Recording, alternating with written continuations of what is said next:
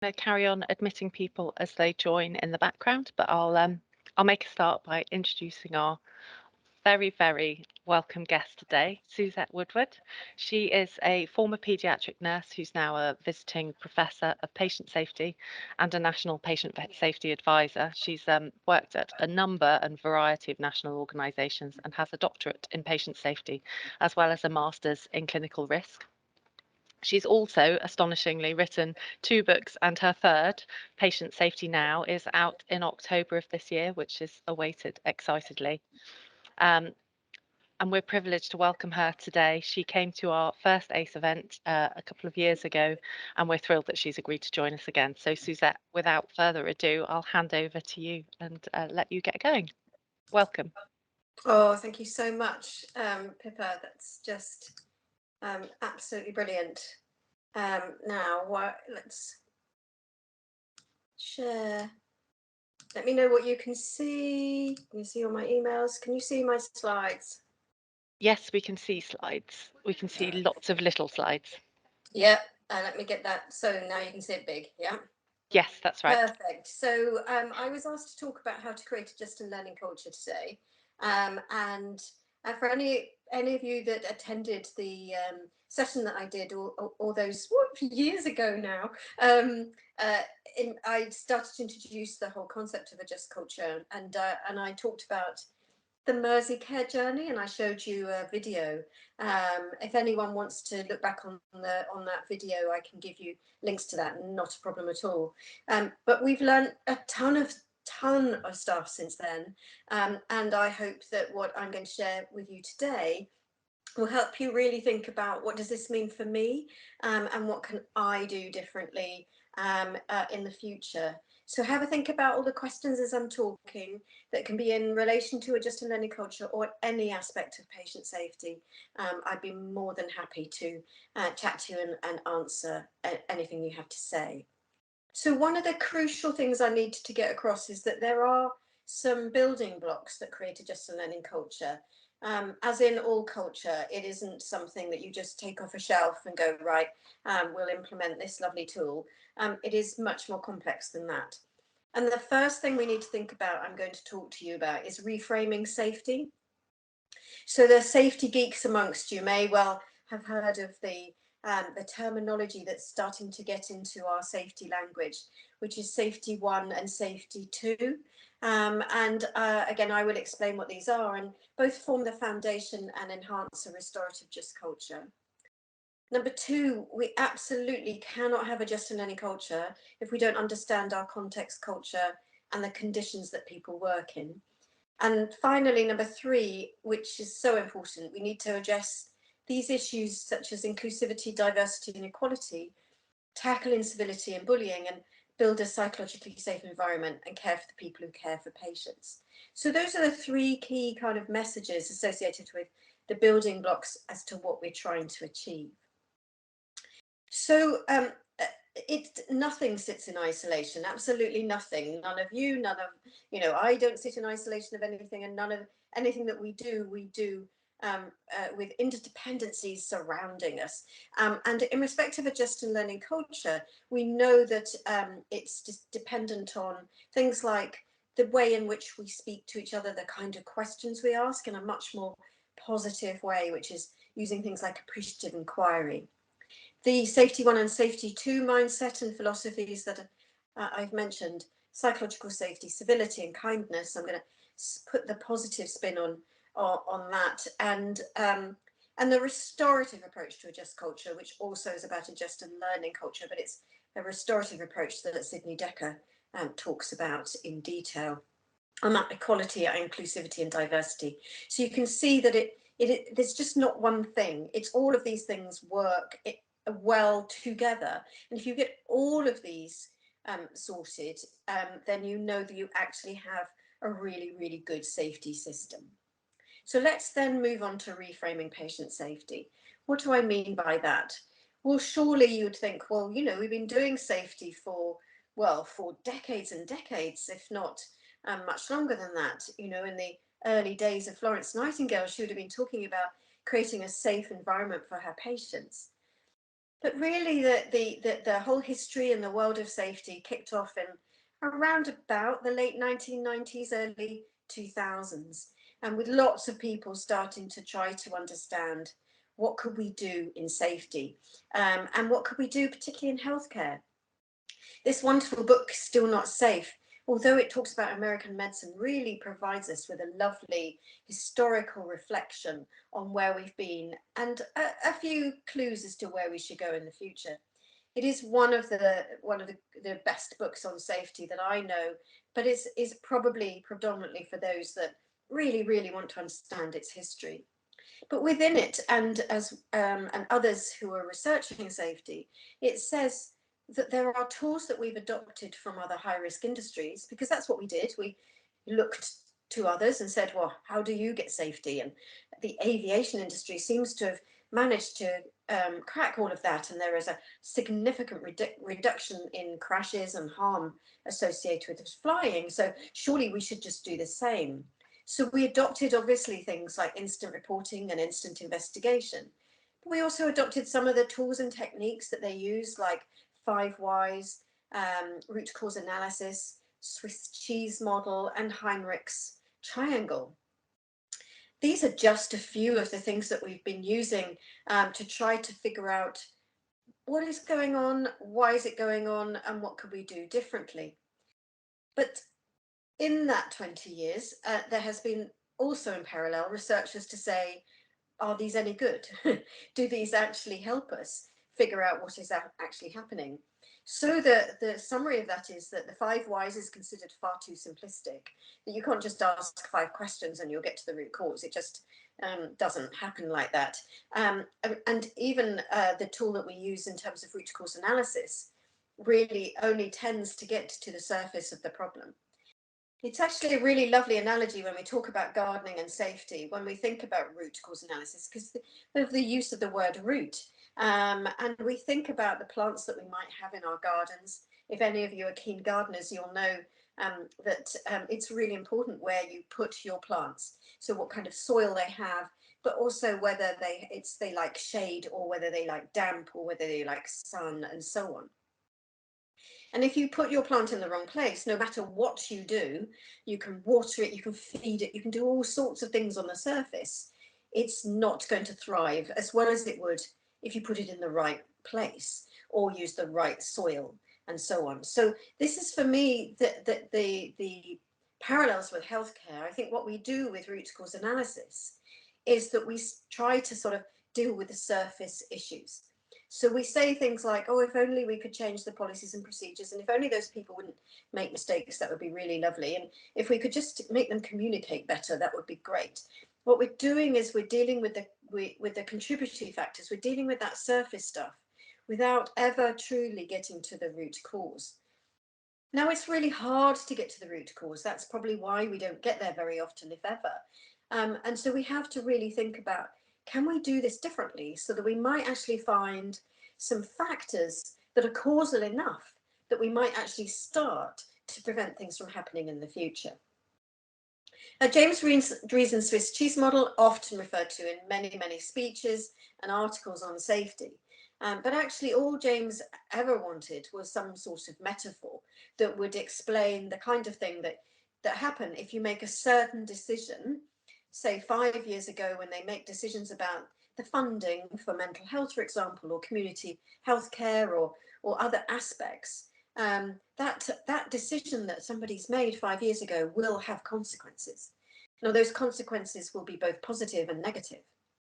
And in that negative way, what James was trying to say was that all of those things just line up. The decisions made 5 years ago, the inadequate controls that people might put in place, the failure in terms of the equipment and the environment, and then some unsafe acts by some human beings. When they all add up, this can lead to an accident or an incident.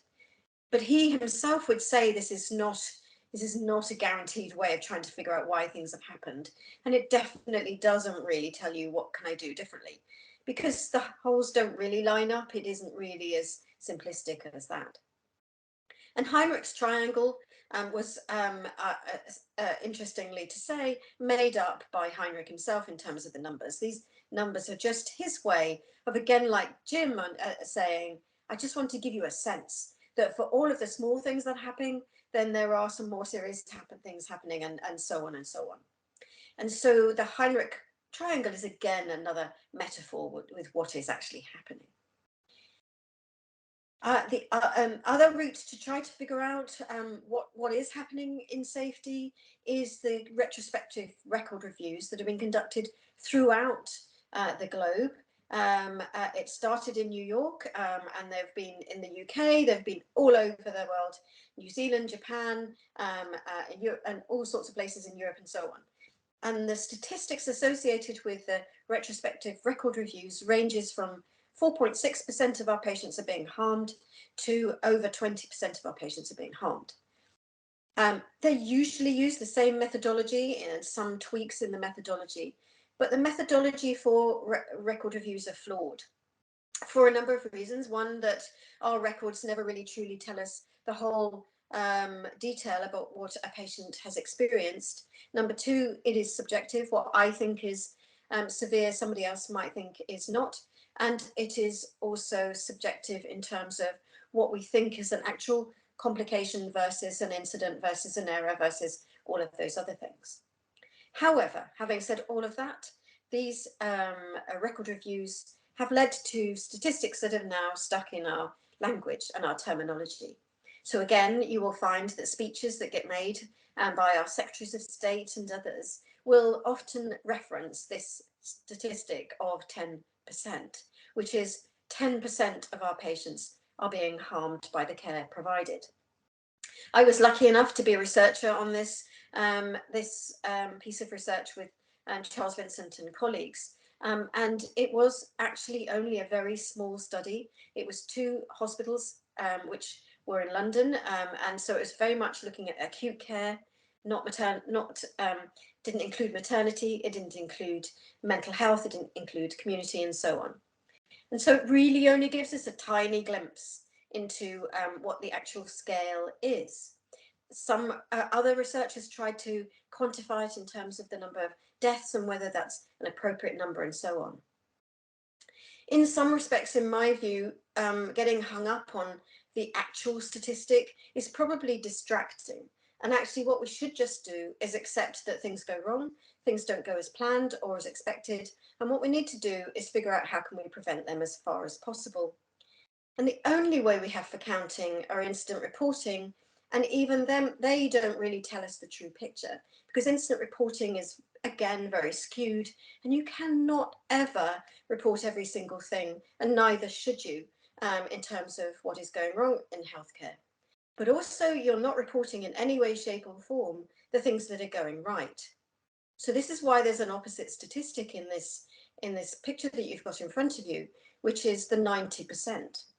So that's an intriguing number that we want to actually start to ask questions about. So our 10%, this is what we've done. We've tried to learn from and improve from failure.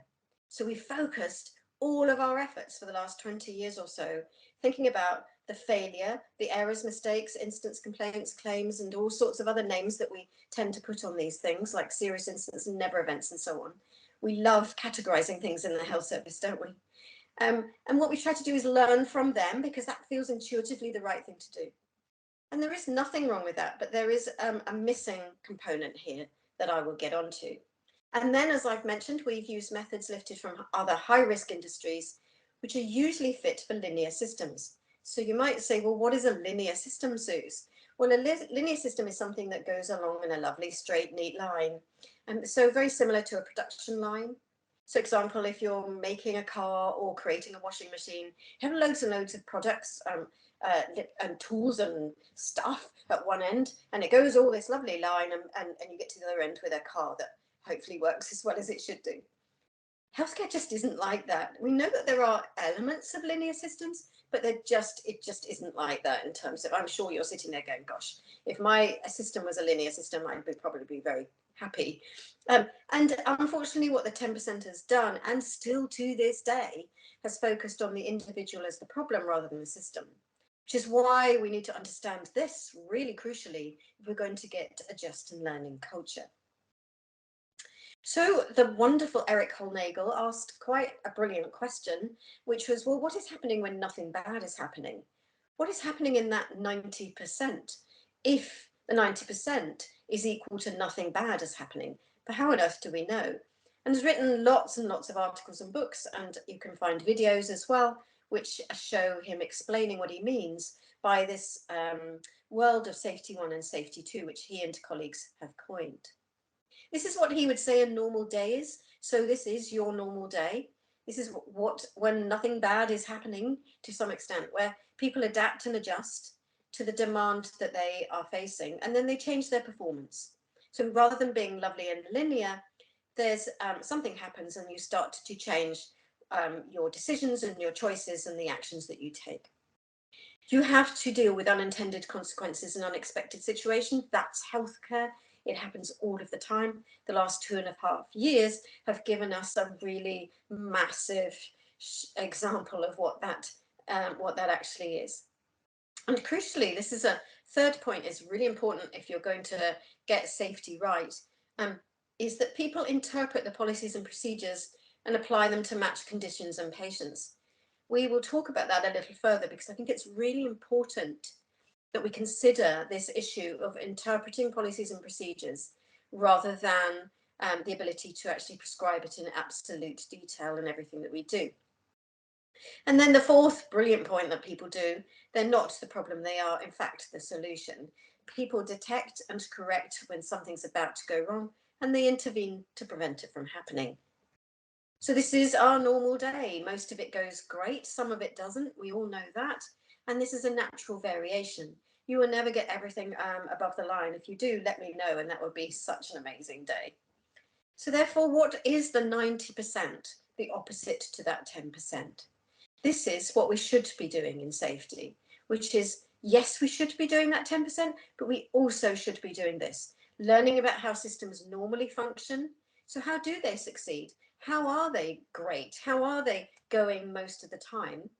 And that includes studying everyone's work has done. That's their human factors term for kind of people's real work, their day-to-day lives, and the workarounds that every single person can do and does. And because this tells you how they're reacting, how they're adapting, and how they're achieving safe care despite what they're expected to do. And these workarounds are really good clues as to both how brilliant your staff are, but also whether the policies and procedures are fit for purpose. And actually what you could do is learn from these workarounds to figure out whether you could make things even better. Then you should also ask, why has it failed this time when most of the time it goes okay?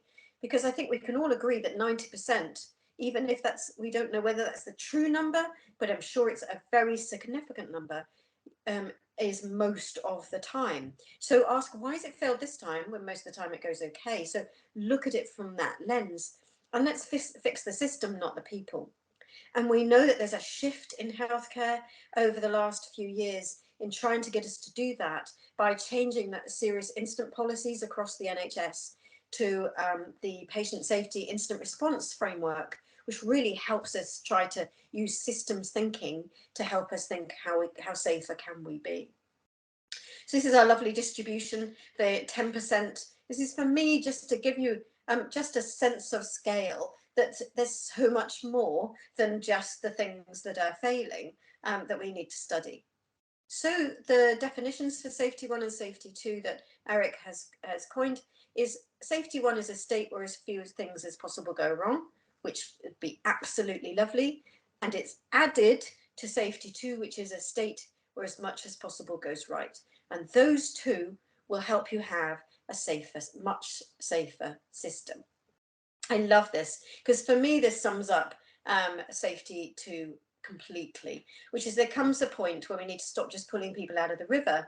Some of us need to go upstream and find out why they're falling in. This is a brilliant quote by Desmond Tutu. So we really need to think about how more upstream can we go in, rather than just wait for the incidents, the accidents, the never events, and so on. So that's reliant on us really truly understanding our context, culture, and conditions. Healthcare is not that linear system. It is a complex adaptive system. So what's the definition of a complex adaptive system? It is a dynamic network of interactions with people and processes acting in parallel, constantly reacting to other people and processes, which in turn influences behavior, decisions, and choices of the whole system.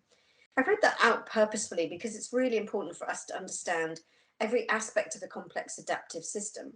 So if you think about the ED, you think about the labour ward, you think about intensive care, you think about general practitioners. They don't know what's coming in the door, and they don't know how many people are going to come in with the same thing. So you can't just say to everyone in labour, could you just hold off? That would be really great, because we've got to prioritise this person over this person. It's a really tricky scenario that we put an awful lot of our staff in. And actually what we do is put them in these complex systems and then wonder why actually errors happen. Because the more complex the work is, the higher likelihood for error. And what we know is that healthcare has become more complex year on year on year. And we know that what we're trying to do is reduce that complexity in some way.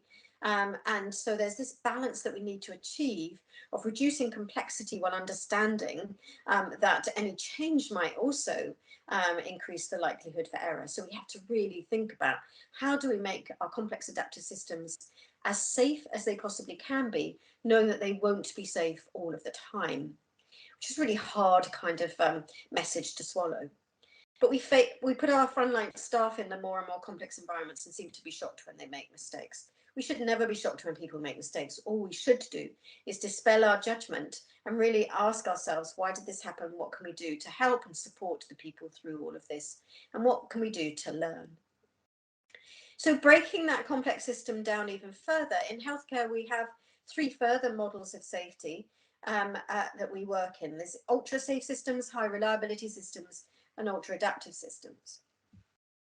This comes from the brilliant work of Charles Vincent and René Emilberti, and Chris Turner has adapted this and put this on this amazing infographic, which he does so brilliantly. All you have to do is find Chris Turner on Twitter or find him on Incivility Saves Lives, and you'll see the brilliant stuff that he does. So let's have a look at these just a little bit more detail, because it's really important that we understand that healthcare isn't just this single way of working. Within our complex adaptive system, it's all still complex and adaptive, but we've got areas where we're trying to be as ultra safe as we can. So that's things like chemotherapy or radiotherapy. So if somebody wants 0.5 of something, we'd really quite like it if that person got 0.5 of something. And so this is where the policies and procedures and the prescribed work needs to be as close as possible to the work as it's actually done. And so the processes kind of are a little bit more important than the people. We want the people just to keep doing the same thing, same thing, in accordance with the prescribed activity. But we can't do that for everywhere, otherwise we'd be just stuck in a whole world of minutiae and trying to follow every single detail minute by minute, and we just wouldn't function. So the vast majority of healthcare is delivered through high reliability systems. This is where we know that there's lots of risk. We know that what we have is skilled people who can try to mitigate that risk, and that what we do is adapt as well at the same time. So surgery is a typical example.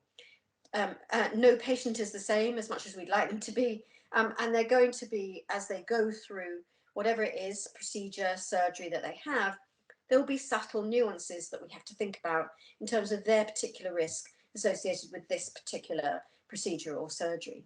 And we have to work out, using our judgment and skill, what we need to do to kind of control those risks. And that's in many, many, many places across healthcare, is the ability to try to seek a high reliability system.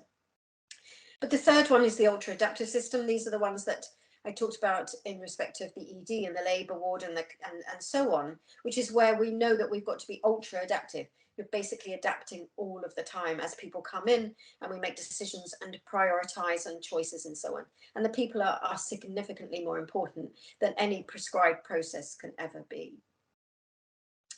So this broken down even further, so you can see we're getting layer and layer and layer, and you're thinking, wasn't she talking about a just culture?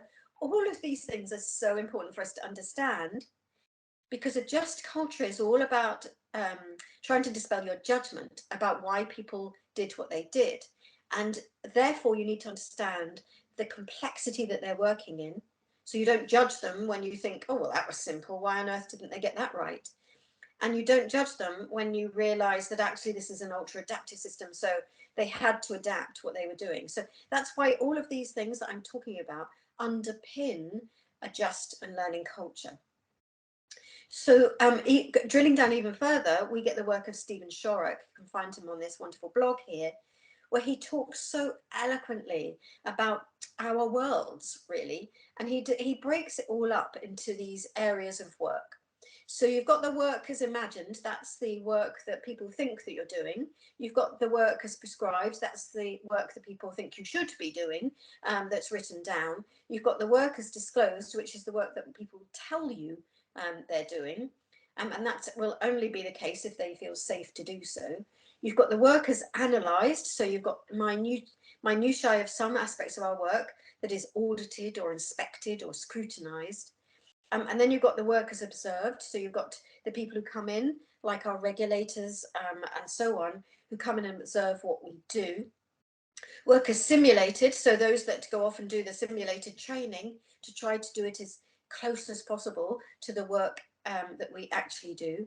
The work is instructed, which is slightly different from prescribed. Instructed is where you actually have people who are supervising and telling and standing over your shoulder and as it says, instructing you to do various things. Then the work is measured, which is intricately linked to the work as disclosed, because if people aren't disclosing it well, then you may not be measuring what is actually happening. And then this crucial one that's linked to a just culture, which is the work as judged. And we know that both organisations, units, and individuals are under intense scrutiny in the health service for many good reasons, but in some reasons possibly over scrutinised. And in my view, clearly I am now freelance, I can say things like that. And what we have to do is really think about what it's like to judge, but crucially what it's like to be judged, and all of the implications that has for both individuals' mental, emotional, and even physical health. So this was me. I was a policymaker at one point, and I was in a lovely box going, oh yeah, this will just be brilliant. Forgetting to look outside and going to actually find out what was actually happening. But let's drill down a little bit further in terms of that policies and procedures issue. So one key aspect of a just and learning culture is that what people are finding is that it's the response to a blame culture. And we know it's the response to a blame culture because a blame culture is pretty much the opposite of a just and learning culture. And at the moment in healthcare, blame is associated in many, many ways. It's associated with when people make a mistake or an error, but it's also associated with when people don't follow policies and procedures or guidelines or standards. And as Charles and Renee would say, in a complex system, staff cannot possibly comply with even a fraction of the guidelines and procedures they have to contend with. They're recognizing that there are thousands and thousands and thousands of guidelines and procedure tools that are telling people what they should do. They come out every year. They come from an internal unit or the internal organization, or they come from an external organization, such as a national organization or a royal college. And there are hundreds and hundreds of them, if not thousands. And what we know is that they're also competing with the research that's coming out telling us this is what the latest practice is, and standards that are coming out from organizations like NICE and so on. So it's a very, very busy playing field. And a colleague of mine once said, in our place, even if you wanted to read the ridiculous 20-page plus guidance, you can't find it because the internet is so appalling. And it is one of the most pervasive, intractable, and ludicrous issues in healthcare. And you will still be held to account for the guideline you didn't know existed, couldn't find if you did, and couldn't follow even if you knew it was there and could find it. So this is this crucial bit in terms of a just culture. If we're calling people to account for things they haven't been able to read or couldn't follow and so on, then that's extremely unfair. And a crucial component of a just culture is to be fair for all of our staff, no matter what.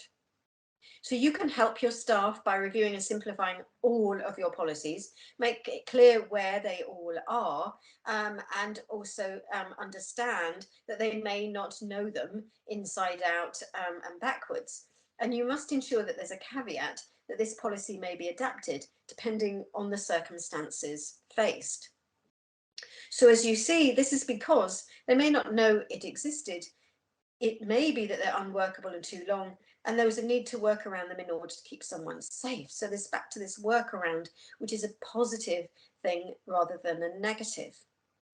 What we do know is that people are judged very harshly when they, in respect to this, and we know that in particular our nursing and midwifery colleagues are often sanctioned and disciplined as a result of not following the policy or procedure. We also know that the world of clinical negligence use it as a basis to decide whether somebody or some people or an organisation was deemed clinically negligent, because the standard for clinical negligence is that number one, you owed a duty of care to your patients, number two, that is written down somewhere, and number three, you followed that in terms of the letter of the prescribed approach. And if it led to harm, then you will be deemed clinically negligent. And so you can see it's all tied up into law, into human resource approaches and all sorts. So we really need to unpick a whole attitude to policies and procedures, especially for those that move around our system continuously, and they have to cope with the nuances of this is how it is here. I worked at Great Ormond Street once in my career, and I remember it very distinctly when people would say, "Oh, well, you might have done that in your previous area of work, but this is the Great Ormond Street way." And you think, well, how on earth would I know that? And when you think about not only those people moving around, those people who come back from leave, even or even sickness, or even maternity leave, we have to think about all of these people in their first week, the people coming back, the people who do not have time to look at the thousands and thousands of things that are sticking on people's shelves or on the internet. So let's move on from our policies and procedures, which are in some respects setting our culture within the health service, and think about this terminology of culture change. What we know is that many inquiries, investigations, speeches will call when something hasn't gone right for a cultural change. This is all we need to do, is just change the culture, as if it's something that we can just turn on and turn off. It is not like that in any way, shape or form. Culture is a deeply rooted issue. It is not a superficial phenomenon. So what that means is that it's been developed over generation and generation, and sometimes millennia, and it can be fairly stable even when people move on. So when we do things like, all we have to get rid of is this top team, or all we have to get rid of is this nurse or this doctor or this physio, because then it'll all be fine. Actually, unfortunately, I'm here to say that it probably won't be, because of the fact that it is so deeply rooted. And it's made up of all of these multiple components. So when somebody says, oh, all we need to do is change the culture, then you actually have to respond with a question, which is, well, which bit of the culture do you want me to change? Do you want me to change people's attitudes, or the way they behave, or their beliefs, or the language that we use, or the customs that we've got so accustomed to, or the rituals and the norms that we have that we're doing every single day and sometimes not even noticing we're doing, or even people's faith? Is that what you want me to change? Actually, no. You ask them, what component of this culture do you want me to fix? And then we'll go from there. And as I've said, most of the time in healthcare and in safety, what people mean is that we want to move away from the blame culture. We want to move away from the culture of things like incivility and bullying. We want to move away from the negative culture of safety and shift it into a much more positive space. And we do all of these things in healthcare. We blame ourselves, we blame others, and this is all linked to the personal shame and guilt that we feel for when things have not gone as planned. And weirdly, it implies an error is a choice. So if you're blaming somebody for putting salt in their coffee rather than sugar, do you think they ever intended to put that salt in their coffee? Of course they didn't. Errors happen all of the time at home and in our lives, and therefore at work, and we don't choose to do them. And if we have a blame culture, even if it's just in pockets, because I know that some of you will be thinking, well, we don't have a blame culture, but there will be in either pockets or linked to different individuals or different groupings, it will silence them. And what it does is also mean it's easier to blame the people than the processes, because the blame is usually attached to an individual rather than a system. And it shifts the accountability from the system to the individual. This is a brilliant quote from the QC Anthony Hidden in 1989, where he said, "There is almost no human action or decision that cannot be made to look more flawed and less sensible in the misleading light of hindsight." So this is crucial, again, in relation to a just culture. So we need to think about the fact that when we do scrutinise everyone's actions, we're going to find those flaws. And it's so easy, isn't it, as we know, in that great light of hindsight, well, I wouldn't have done it like that. However, how many of us would have survived the microscopic scrutiny of our actions? Because you could watch me do pretty much anything and you'll say, oh, Susan, you really shouldn't have used your left hand for that because it made it all so much more difficult, and so on. And even tiny little things people will have an opinion on. And yet sometimes we judge people by just one error or one incident for the rest of their careers. But people judge themselves, so this is the blaming ourselves, the shame and the guilt that we have. I can testify in respect of this, having been involved in a number of incidents, and throughout my career, of course, I couldn't have got this far without doing so. And two very specific ones come to mind. And I know that during the immediate aftermath, this is absolutely how I felt, that I felt that it was absolutely all my own fault, that it was nobody else's, it wasn't even the system.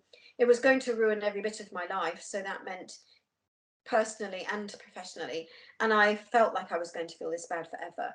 And when you feel like that, you can get into a moment where you want to leave the profession that you're in. You may definitely want to leave the area that you're working in. You can't face the fact that this has happened. And in some respects, we do know deeply, deeply tragically that some people don't feel that they can actually live any longer, and they take their own lives as a result. So we have to think very, very carefully in making sure that we really support people when things haven't gone as planned or as expected.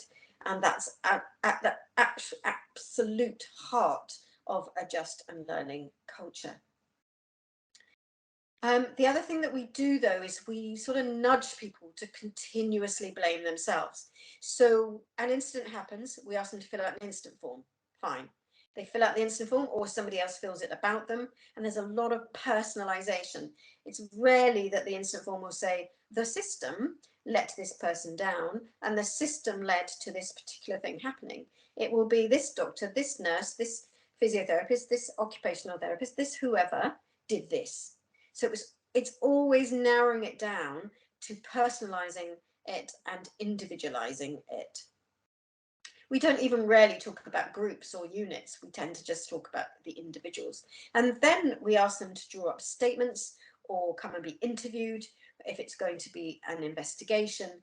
And we get them to tell us what they did, which is absolutely right. But we don't actually steer them in a facilitated way. So a skilled investigation will help this person draw out what they did, but also what they normally do when it goes right. So what would normally happen. And we don't draw out from them what the system around them may or may not have either helped or hindered. And so what we need to do is draw so much more from an incident when we are going to investigate them. And we need far, far more skilled forensic type investigators to do that. And this is an obvious statement to make, I know that, but we have to remind people that no matter how much experience they've had, no matter how much practice they've had at the particular thing that they are doing or did, no matter how much attention you can pay, there will always be the potential for that person to make a mistake. So when they're beating themselves around the head saying, yes, but I've got 40 years experience and I practiced this thousands of times, and this time I thought I was really paying attention, you still have to be kind and tell them that this is because, you know, people make mistakes. This is the very heart of us being human.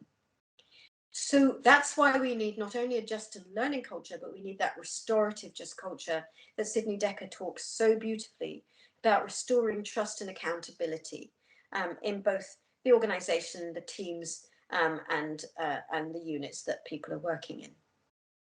And these three questions, if you haven't seen them before, are just outstanding. And they really ask us to think very much about what is happening and what can we do to help. And the first bit is who was hurt. And so it does obviously steer you to think about the patients and their family, their carers, their friends, their neighbours, their loved ones, the community, the people down the road, especially if it's a local organisation, who are saying, well, I'm going to go in for an operation that's similar to Suzette's, and look what happened to her. So this ripples out amongst the individuals involved from a patient and public perspective. But equally, we have to think about who was hurt in terms of those directly and indirectly involved from a staff perspective. And I know that in some cases, these things can ripple out and up and beyond, to the point of view that even a chief executive will sit there and feel hurt by the fact that this happened on their watch.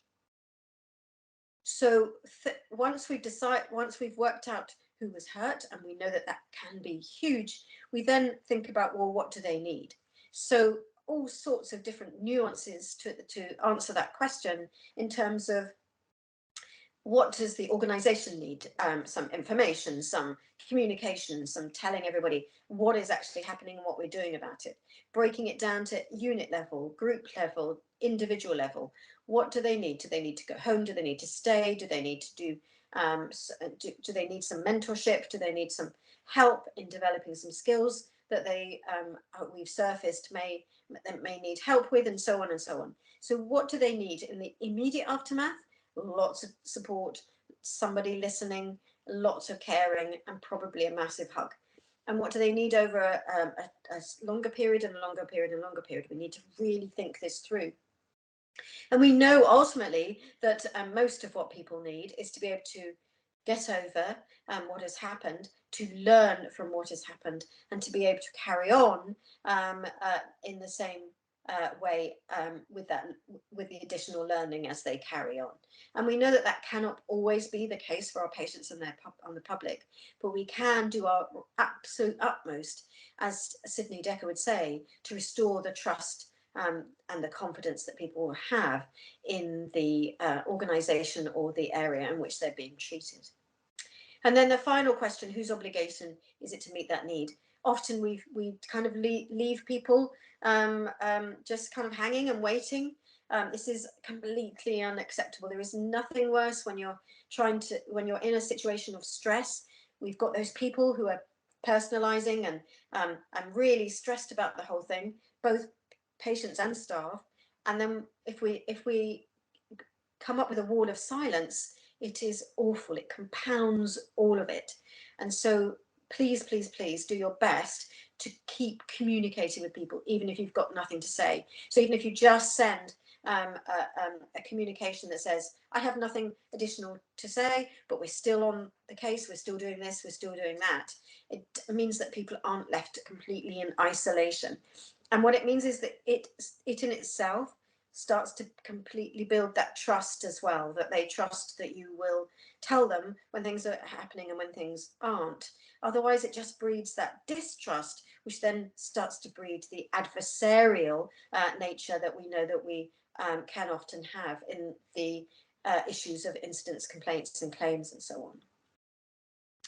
But unfortunately, some of our behaviours get in the way of all of this, which is the whole world of rudeness, incivility and bullying. And I've already done a name call for the lovely Chris Turner. I urge you to find anything that Chris has written and you seek him out on Twitter and on his website.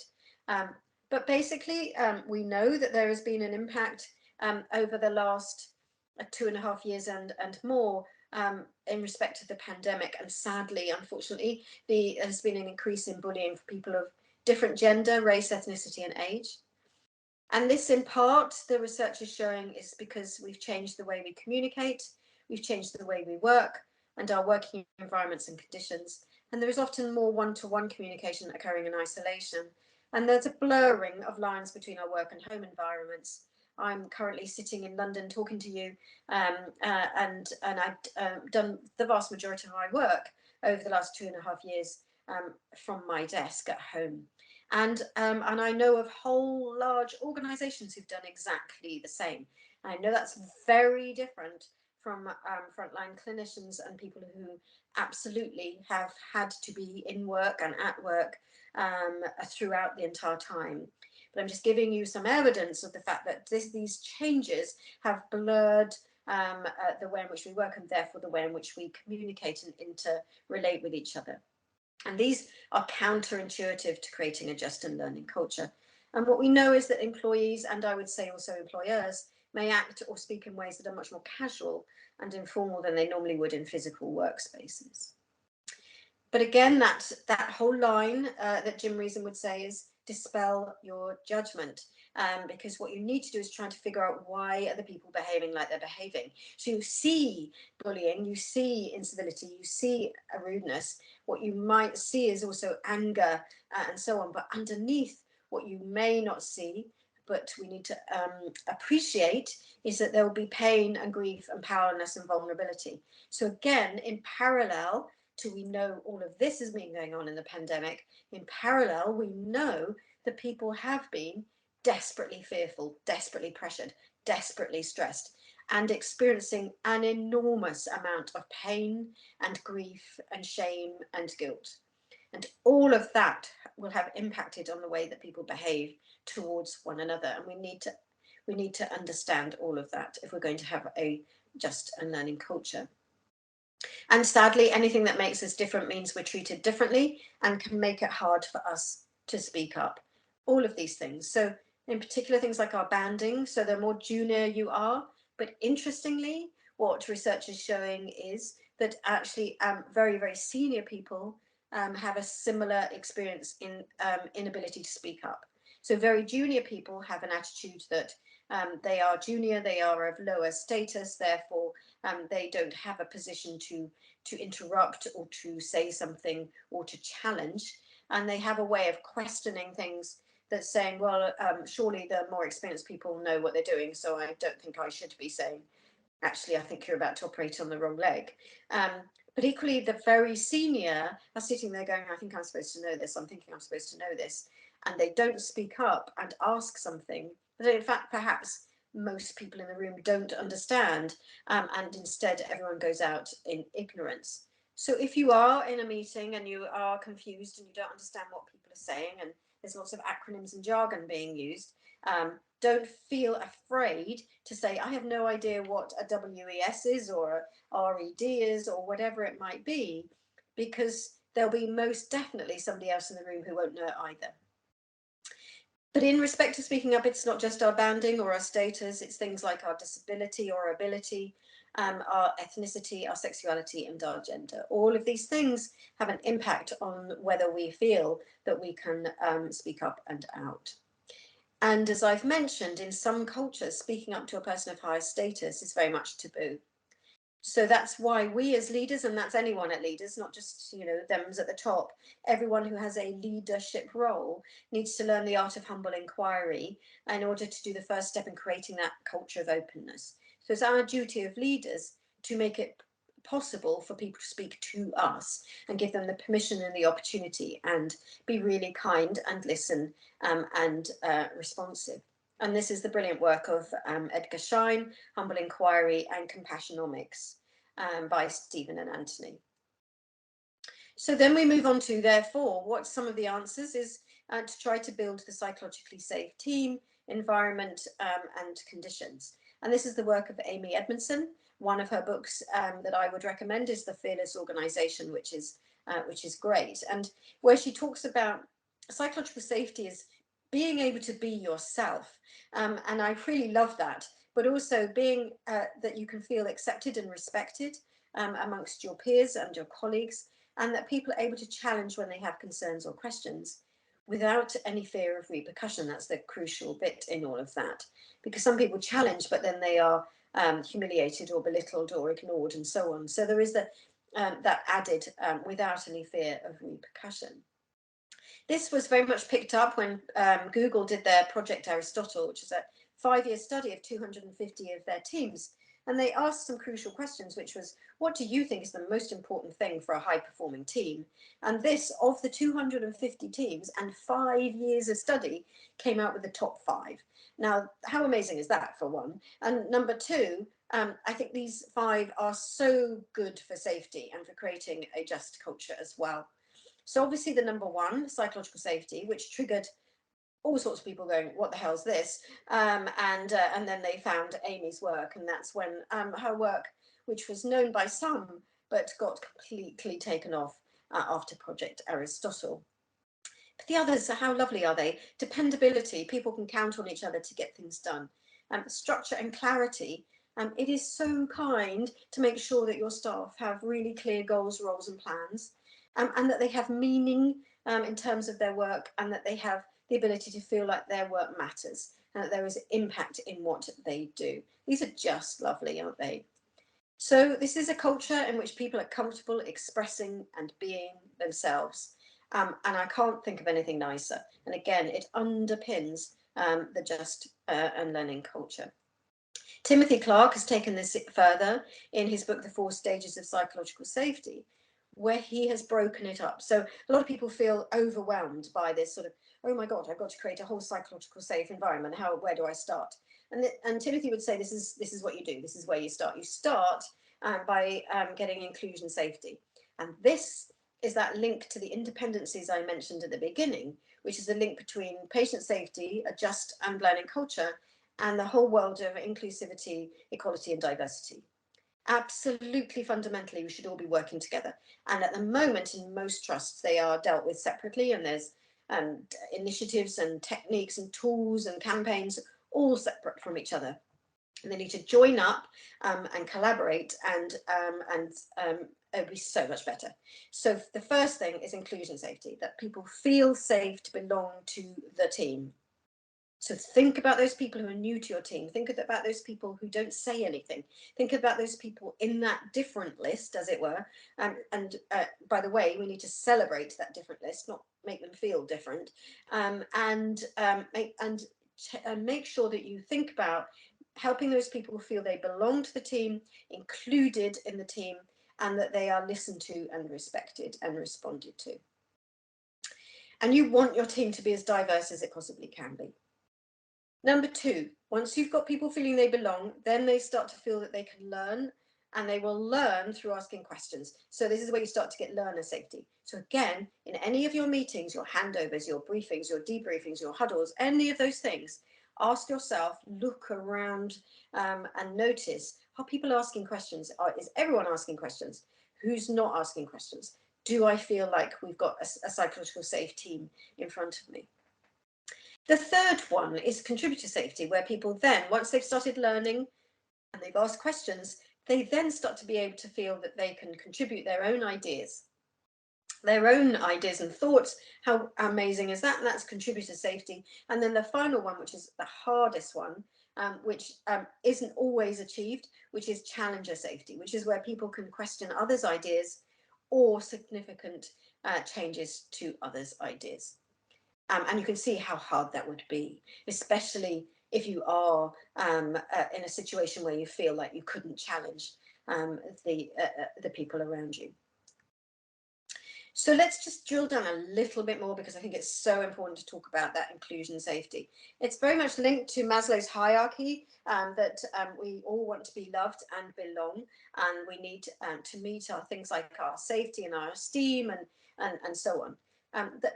Everyone wants to belong, and if we feel like we're outliers, it is a really scary place to be. We want to be accepted, and we want to have a sense of a shared purpose. So when we're talking about a just culture, we want to all agree that this is the purpose that we all want to achieve, and that we include everyone when we hear from everyone, and that safety is only built upon the collective diversity of everyone in the team. You do not have safety if you don't have and listen to the collective diversity of everyone around you. And the wisdom of the crowd works only when the crowd is diverse and each individual feels safe to voice their thoughts and ideas. So it is so important to link all of that up with safety, and I urge people to do that. There are things that get in the way of psychological safety, which therefore will get in the way of a just and learning culture. Our tone, the language that we use, the way we communicate, the way that we might talk down to others, such as insulting, belittling, and so on. The way we might get so excited we might interrupt people, or we might interrupt people deliberately, or we may exclude or ignore. And those acronyms that I mentioned and the jargon that we use throughout healthcare, believe me, I've been in enough meetings to know that there are multiple different individual languages within the health service. It's not English, I can tell you, in many, many cases. And it is really hard to figure out what's going on. And I have felt lost in many, many a meeting. There are also other things like a non-verbal insult, the rolling of our eyes and smirking, and paying little attention or showing no interest in people's opinions. You can see how that gets in the way of a psychological safety and a just culture. So what is it all about? It's about having a common purpose, a shared belief, the ability to talk to each other. All of these things include a just culture.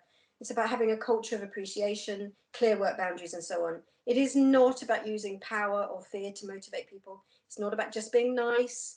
It's not a license to whine. It's not about oversharing, and it's not a guarantee that all of your ideas will be applauded. So what can we do now? We can try to figure out if we can redesign safety. So we've got back to that safety one I talked about in the beginning, thinking about reducing the incidents you report and why. I know that gets controversial, but because we collect too much, as the lovely Carl McRae would say, and there are other ways to collect the data so that we can start to see what actually is happening in our organisations. Using that systems approach that we know that is starting to be rolled out across the NHS, and removing fear from words like accountability and responsibility. Building that psychological safety and our just culture from one handover to briefing to debriefing to huddles. And measuring things like psychological safety, such as asking your team any of these questions. You are more than welcome to have these slides at the end so that you can download these questions and give them a go for the team around you, and so on. So asking people if they feel they belong, asking them if they feel their skills are valued and utilised, and so on. So these are brilliant, brilliant questions that will tell you whether you are on the road to creating a psychological safe environment and a just and learning culture. And when you do all of that, what you're doing is you're actually raising awareness of these concepts, you're surfacing issues, and you're helping role model these concepts, and you're encouraging positive behaviours. And part of all of this is to help people focus on their emotional health, their physical health, and their mental well-being. Because again, if we don't care for the people that care for our patients, then they won't be able to care for others. We have to listen and be kind, and I know that sounds so glib, but it is so important. And that is all, there's no sort of, oh, we'll listen and be kind when something good has happened, but not when something bad has happened. It is no matter what has happened, we make people feel loved and supported. But kindness is so much more than simply just being nice. It is about empathy, it is about compassion, but it also is about clarity. It's really unkind to be unclear, as Brené Brown would say. I always need to forget to reference her in this slide. It is not about avoiding hard decisions or conversations. It is a really kind conversation to have with someone who is struggling and asking them, what can we do differently for them in the future? And then the brilliant Matt Hague. If you don't know Matt, he's a fictional writer and some non-fictional stuff that he writes. He writes so astonishingly at a human level. And I love this from him. At some point, bad things are going to happen. Have someone to hold on to.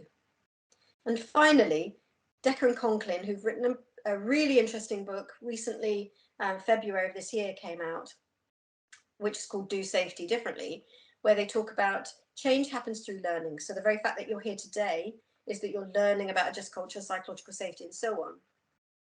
And change happens when people are exposed to a new way of thinking, and some of this may be new to some of you. Excuse me, I'll just take a sip of water. Give time for some of you to take a picture of the slide. And the more individuals who are exposed to these new ideas and philosophies, the more there will be an increase in critical mass, which will then impact your organization.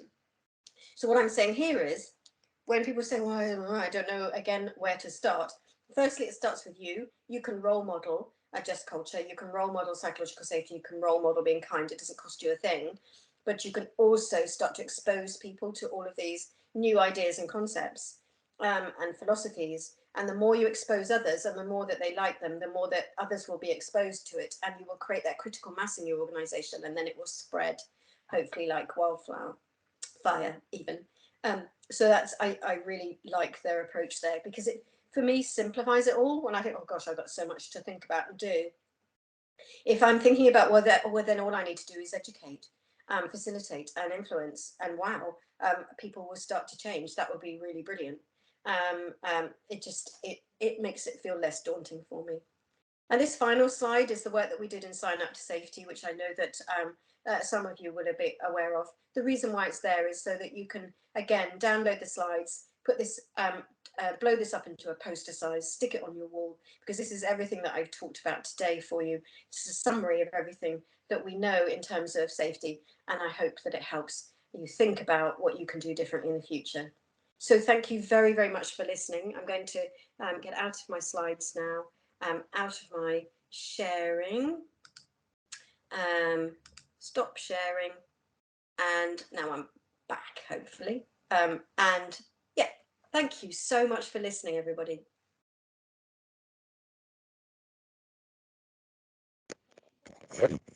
Suzette, I'll pull my funny little pilot's headset down. Thank you so much for a fascinating and really, really inspiring talk. I do love it when I hear people speak, and it sets kind of. I loved your spoonerism where you said "spread like wildflowers." I think that's. I think that's. I think that's better than spreading like wildfire. Let's be Yes. sowing flowers across our organisation. I'm going to write that down now. I'm going to ask Mark to enable everybody's cameras and microphones, and I'm going to ask our lovely audience who've joined us today to either type or put hands up if you've got any questions or comments for Suzette. I see Charlotte's put her camera on. Hi, Charlotte. And she's also put her hand up, so we'll go straight to you, Charlotte. Hi, Suzette, and thank you. That was probably one of the best talks I've heard, actually. Really, really good, and I think really brings it back. So thank you.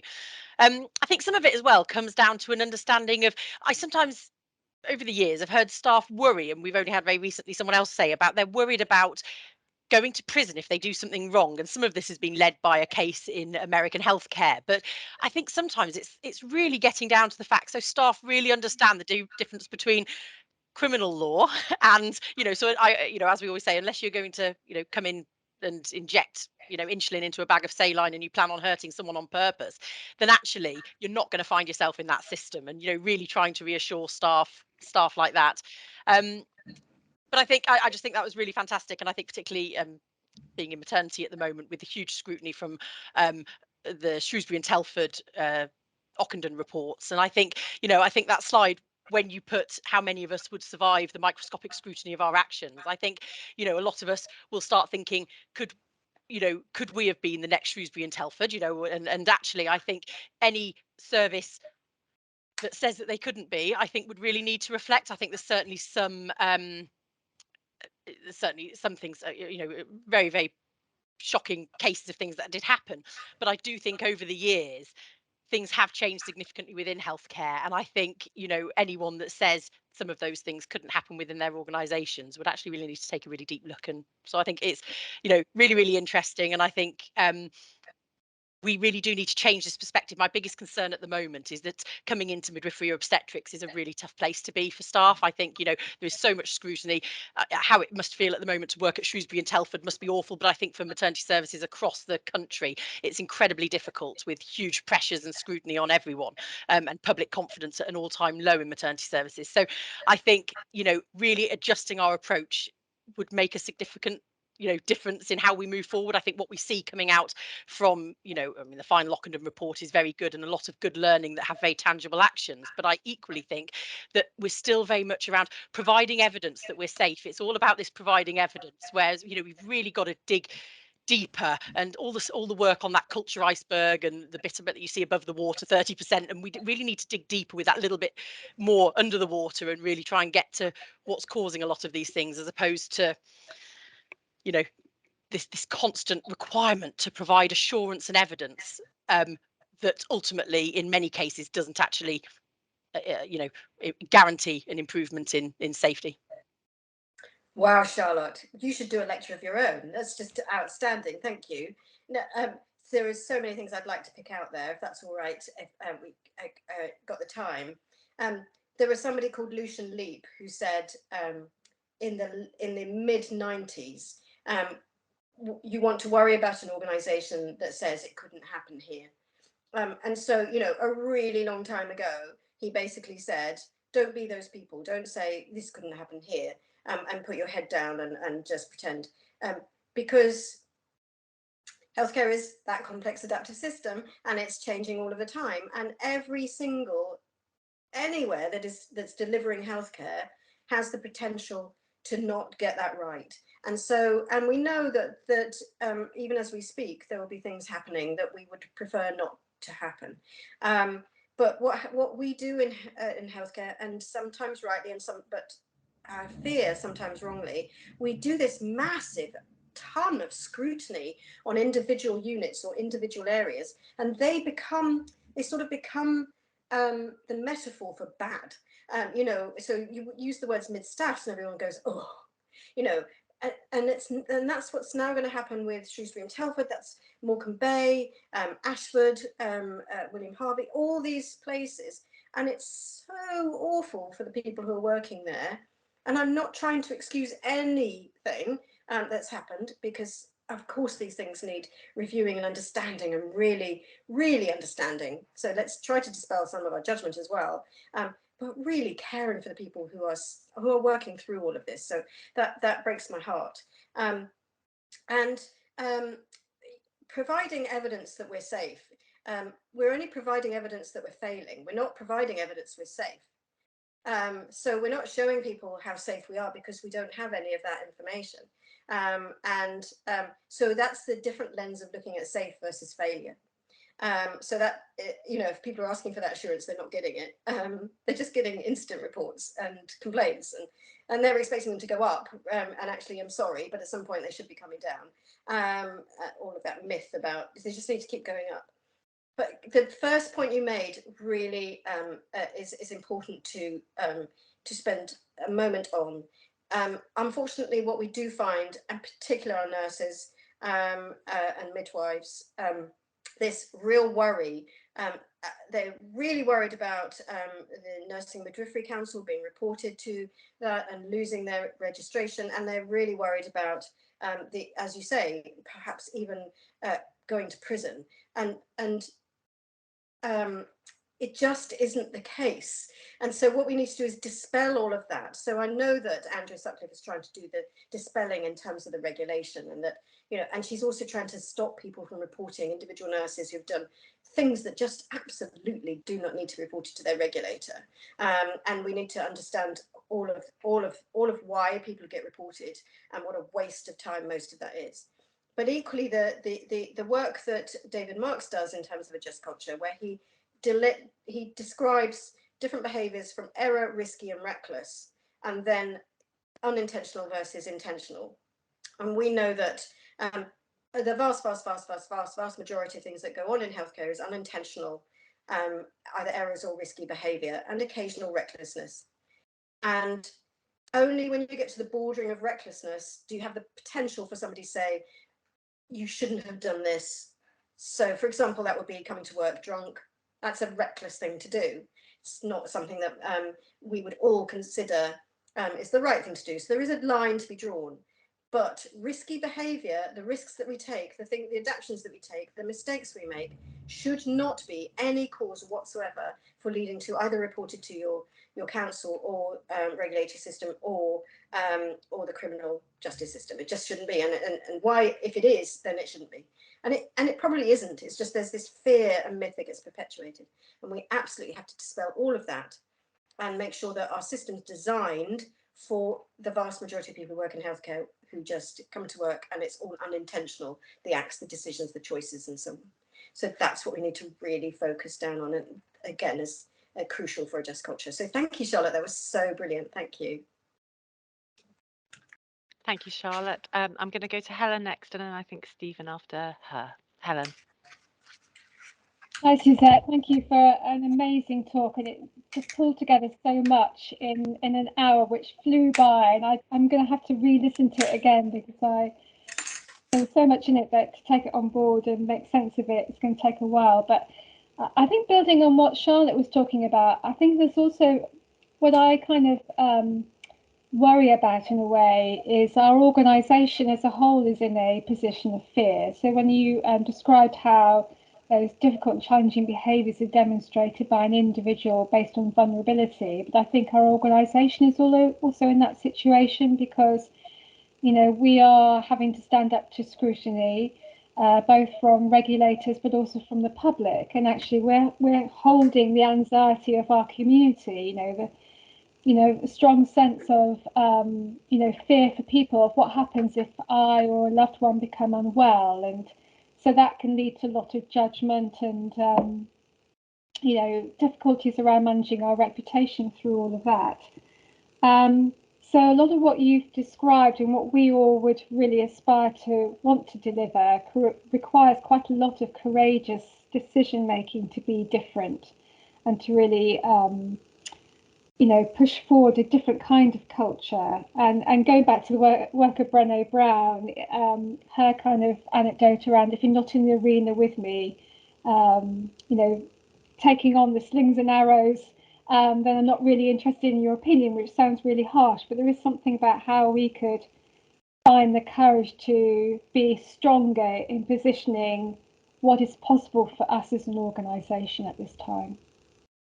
Yeah, I mean, I applaud everything you just said, and I think that I remember so distinctly. I was listening a long while back, but I was in the radio. I was listening, and something had happened at the Whittington Hospital, and it was on the radio, and they were interviewing the chief executive, and they said, "How dare you let this happen on your watch?" And instead of the usual glib, "Oh yes, we've investigated, or we're going to investigate, and we'll make sure that we have lessons learned," he just flew back at this reporter and went, "How dare you talk to me like that? Do you not know what my staff have to put up with every single day?" And and he just did what you just said, which was being courageous and bold, and he just pushed it back. And he made some outstanding points. And I was in the car, I remember cheering. But that takes courage of your conviction.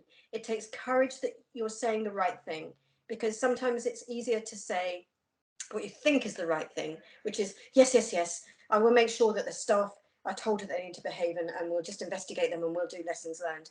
That feels the right thing, but it isn't. And so I think we need to push back. And not only do we push back on in terms of the media, and by the way, the media always say, when you have, sometimes I go to patient safety conferences and they have a journalist there, and somebody will say to them, "Why are you so harsh on us?" And they go, "Well, that's because you keep cocking up." But they also say, "But you don't come back at us." You just say, oh yeah, I'm so sorry. Come back at us, give us a plausible response, and we may go, oh, okay, they seem to be on it. So there is something about our response to the media, and therefore a response to the public. I think there's we've been talking about this for years, but a conversation with our public, which I thought we got somewhere at a certain point, which is their acceptability of that things do go wrong. And we know that there are some outstanding individual patients who have arisen above and have relative high profiles, who talk about the fact that all they ever wanted was learning, and they didn't want the staff to be blamed, and all of this stuff. And sometimes they are better people than perhaps I might be if my loved ones were harmed. It's just, there is conversations we need to have with our public and our patients, but while respecting the fact that if we were in their place, we might react in the same way. So it is all about that, back to Sydney's restorative approach, which is saying, I want to restore us somehow to the human beings that we are, but still recognise that we didn't do the right thing by your loved one, or whatever it might be. So it's much more of a human and open conversation. But the other people that we need to push back on, and forgive me if there's anyone from CQC or anyone other that like that watching, but we do actually have to push back on our regulatory system, because they're not looking at the right things. They're not helping us in that way, and they are definitely not helping us with the right culture. And they are perpetuating the myth that it is very much about how we're all cocking up all of the time. So I would like to push back at them as well. And that's been tried on many occasions, but they are stuck in a safety one world, which is, we need to look at the failure, we need to look at the failure, we need to look at the failure. So I applaud what you say, and I agree, it needs courage for people to take this forward. Thank you, Suzette. So much of what you've just said there has resonated deeply with me, and thoughts that I've long held about measurement of healthcare systems and how that will inform our behaviour ultimately, and the things that we focus on, sometimes not very constructively. Stephen, I'll come to you, and I know that Paul, you've got your hand up, so I'll come to you next. Yeah, thanks, Pippa, and hi, Suzette. I'm Senior Lead Director of People. So the first thing, just to build on what you just said. So, I mean, it's quite sad really that we're frightened of regulation, because we should be saying, actually, you can come and have a look at us if you like, bring it on, because we have nothing to hide. So I think that's partly about the regulators, and as you say, looking at the wrong thing. I think it's partly about us, and I think we unintentionally perpetuate the myth that regulation is bad, when actually, we're providing public services, we're seeing people at their most vulnerable, and they do need to have confidence in us, and we should be comfortable in saying, yeah, come and have a look at what we do. You'll find it's pretty damn good actually most of the time, and occasionally things don't go to plan, and when they don't, we learn from it. And that's where my question was really around. So when I look at a distribution curve, we, as we know with safety one, you spend all of our time looking at the margins, don't we, in terms of the things that go wrong, and really we should be spending our time looking at the bulk of that distribution curve. But there's also something I wonder around changing our approach to errors and incidents, because there's an old acronym, isn't there? FAIL stands for first attempt in learning, and I wonder whether there's something about the approach we need to take around talking about when things go wrong, so we normalize it, because it feels, I think, to most staff that it's shrouded in mystery and fear and unknown processes that are not familiar. And I wonder if we can get better at debunking some of that and having open, honest, constructive conversations about stuff in a very different way when they don't quite go to plan. That might be part of the answer, because I'm not sure, because we've got such a long history around blame and focusing on errors and safety one, it's going to take a while to overcome that. So we've almost got to neutralise the fears, I think, around errors. So just be interested in your views on that. Yeah, I mean, you made some excellent points there. Of course, there's going to be a transitional period. And in that transitional period, I think that's when we do start to think about reframing our language and our conversation around around the 10% component. And absolutely, I think we should be talking about it as, others have talked about in the past, which is it's an opportunity. as oddly as that person who's involved in that incident, what do you mean opportunity? It's not, it wasn't for me, but it an opportunity that tells us something. And that's why, for me, that line about, so why did this fail when it normally doesn't? Because what the failure is giving you is the opportunity not only to say, oh, it failed, I want to understand that, but also the opportunity to say, but why does it succeed? So I was involved in giving 10 times the dose of a drug to a small child in a PICU. So I just focused on my 10 times the dose drug. I didn't at any point say, well, how do I normally give those drugs every single day for the last 8 years? And why did, as far as I'm aware, the vast majority of those go okay? So the error is giving you that nugget of information that says, look at what you normally do, and then look at why it failed, and then what's the difference between the two. So you're absolutely right. That's the wonderful way in which you can start to reframe and do a transitional position from safety 1 to safety 2. And again, you're right in terms of what we do is we look at the outliers. We look at the outliers from at either end of that spectrum, in the good as well. So there is something about not setting people up to think they've always got to be excellent or will be excellent. We're never going to get to perfection. So it is about studying that middle, understanding the middle is the real stuff. The middle is how we do everything what we do, and accepting that our day is never going to be perfect as much as we'd really love it to. And so I think it would be really lovely to start to figure out how organizations can do what you've just said, and I absolutely love if we see this over the coming years, what your organization does in trying to help reframe that. But coming back to your point around regulation, I mean, what you described was really lovely, wasn't it? Wouldn't it be lovely if we were in a position where it's, oh, great, they're coming in, because coming in can be really helpful. So, you know, people who are doing sports science, they have people coming in going, well, you know, can I improve my my golf swing? Yeah. Someone will come in, do a bit of coaching, bit of mentoring, show you what other people do. That's what regulation should be all about. This is brilliant. This is how you could be. And we accept that your swing isn't perfect all the time, but hey, it could be just astonishing and you could earn £50,000 a shot. But anyway, but this is what you could see regulation like that. How great would that be if it was? And so you're right that we need to think about how we're setting them up to be the evil of all evil. But there is something about the words accountability and responsibility that I just wanted to quickly address, is that, again, I think those words are really feared, amongst lots of other words associated with safety. But oh God, you know, I'm accountable, or it's accountability that everyone's seeking. When for me, you can actually break that down into simply somebody's ability to share their account. And regulation should be the ability for people to come in and see what you do and help you improve, and from a really positive perspective. And responsibility is your ability to respond to the account that you've got. So you've got the account that somebody's saying and their ability to respond, and there's nothing to fear about any of that. That's sharing my story and somebody actually doing something about it. So if we start to break all of these things up and become much more positive about safety, I think people, you know, it saddens me that people see safety as something to fear. It's just, it should be the utter opposite of that for me. So thank you, Stephen, using your surname. Don't worry, Suzette, you're not the first, and I'm sure you won't be the last to call Keith He's Stephen. smiling, really. Well, you can call me Suzanne. That would be great, and then we'll be even.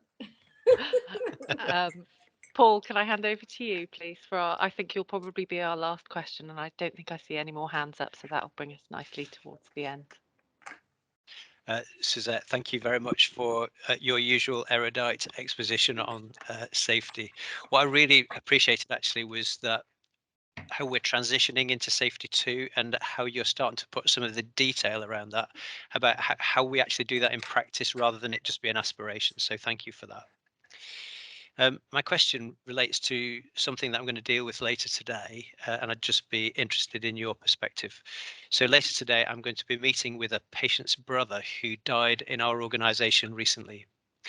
The patient's brother is very concerned about the care that we offered, and with real skill has looked into the situation and has pointed out what he sees as failures in care.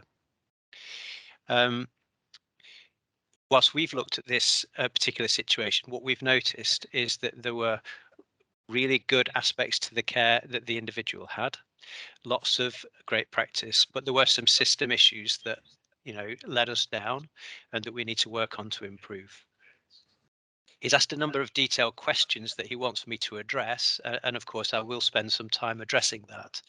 But for me, that's starting to create a tension, because in parallel with this, at the same time, I'm in the process of launching our safety strategy through the organisation. And the push that I want to make in our safety strategy is this move towards safety 2, where we're looking at a different perspective and a different approach that's looking at the good things that we do and capitalising on those things. Now, to share that badly, and I aim not to, with the patient's brother this afternoon, I guess that could be interpreted as maybe a lack of transparency or a lack of standing up to the issues that they face. And I'm finding this a real tension, because without the preparation of looking into the details of this particular incident, I would feel unprepared going into this setting to be able to confidently and accurately answer as best I can the system issues that have arisen that resulted in the brother's death. And I just wondered what your thoughts are about that and how we approach that tension as we move forward in a way that is kind to our staff and really moves us forward as an organisation from an improvement perspective, but at the same time respects families and their concerns. Thank you. You know, as always, that's really profound, and I'm not going to do it justice in 3 minutes in my response to you. I think that what you're describing is not so, as others have described. We are in a safety 1 world, and we transition to a safety 2 world, and for even staff that feels quite hard to comprehend, and for us to really think about how do we actually bring that to life. So what does that feel like from a patient's brother? That will feel very strange, and that will feel like, if, as you rightly say, if not handled expertly and carefully and slowly, that will feel like almost an excuse. Oh, by the way, you know, lots of good things happened. And I am certain it's all delivered. It's all about the way it is delivered in as human as it possibly can be. And I'm not trying to simplify it, but that if we start by just acknowledging where that person's space is, really truly listening to them. So what you might do this afternoon is actually be 90% listening and 10% speaking, and that they feel like not only are you listening, you have heard it, and because your responses to whatever he says will let him know whether you've heard what he's said, and your response is all about learning, and it is all about learning on behalf of him and his brother, and it is about making sure that that learning is then fed into the system. How we do that learning is in multiple different ways.